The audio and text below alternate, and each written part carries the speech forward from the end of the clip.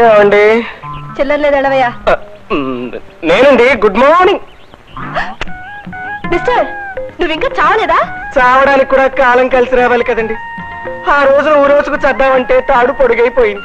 ఈ రోజు నూతిలో దూకి చద్దామంటే కాళ్ళు చేతులు విరిగినాయి కానీ ప్రాణాలు మాత్రం పోలేదు.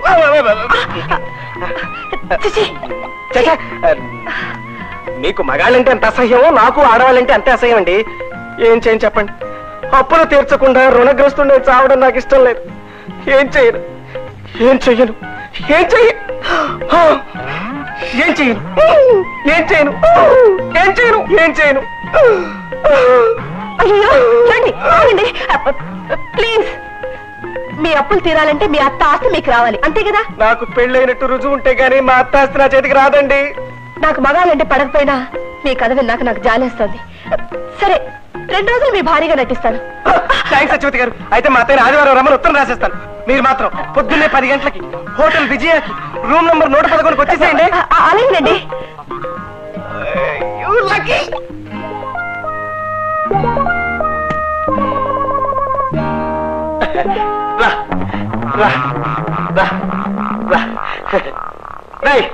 ఈవిడ పేరే మాణిక్యం. అత్తగారి విజయం అనే నాటకాన్ని ఆంధ్రప్రదేశ్ లో 500 సార్లు దిగ్విజయంగా ప్రదర్శించింది. వెరీ గుడ్, నాకు నచ్చిందిరా. చూడమ్మా, కాసేపట్లో ఇక్కడికి ఒక అమ్మాయి వస్తుంది. ఆవిడ రాగానే నువ్వు వీడికి అత్తగా నటించాలి. అంటే మనం ఆడుతున్న ఈ నాటకంలో ఆ వచ్చే అమ్మాయి వీడికి భార్య అన్నమాట. ఆవిడ రాగానే నువ్వు అత్తగా ఉండి, చాలా సంతోషం నాయన, రేపే నా ఆస్తంతా నీ పేరు రాస్తాను అని అనాలి. వాళ్ళిద్దరిని దగ్గరగా నుంచోబెట్టాలి. భుజం మీద చేతులు వేయించాలి. లేకపోతే ఆస్తి నీ పేరు రాయను వేస్తావా అని బెదిరించాలి. అర్థమైందా? అవును, ఇంతకీ ఇది సోసలా పౌరాణికమా చారిత్రాత్మకమా? దీని బాలకం చూస్తుంటే మన కొంప ముంచేట్టుందిరా. దీన్ని దాన్ని అన్నట్టు మెరగకుండా చూడు.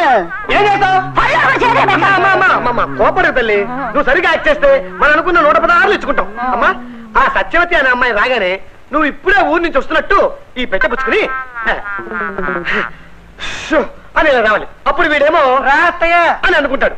వాడి పక్కన ఉన్న అమ్మాయిని తన భార్య నీకు పరిచయం చేస్తాడు. అప్పుడు నువ్వేమో ఆ అమ్మాయి వైపు ఒకసారి పైనుంచి కిందకు చూసి, నీ సొల్లు నా డైలాగులు ఏమో నాకు ఇచ్చి నా అలా కళ్ళు ముసులు చెప్పేస్తాను. అంటే టైం లేదు తల్లి. అట్టగా ఏవయ్యా, నీకు ఎలాగ ఇందులో వేసం లేదు కదా, నువ్వు పాంపింగ్ అందించాయి నాన్న ఆగించేస్తానా? 10 అయిందిరా, సత్యొచ్చే వేళ అయింది.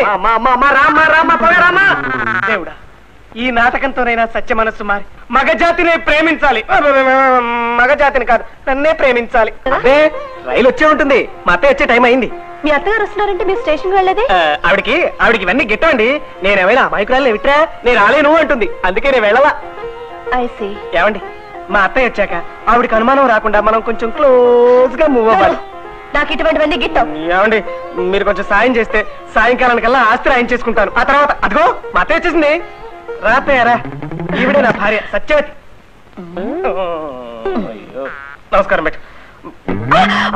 పంప ముంచావు కదే, నీ ముఖం మంట.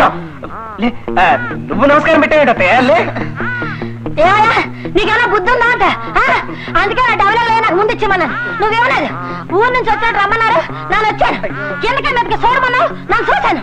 దండం పెట్టమన్నావు, నన్ను పెట్టాను. ఇదేనా తప్పేటుంది అంటే ఇదంతా నాటకమా? అది కాదు సత్య, నేను ఒక ఆడపిల్లని ఇలా హోటల్కి రమ్మని చెప్పి ఇలా చేయడానికి నీకు సిగ్గులేదు. అందుకే మీ మగజాత అంటేనే నాకు అసహ్యం. అవునా భయా? ఆ అమ్మాయి అలాగే వెళ్ళిపోద్దంటే ఇలాంటి దరిద్ర నట శిరోమణి మాకు దొరికినందుకు నాన్నగా కాల్చుకున్నానంతే.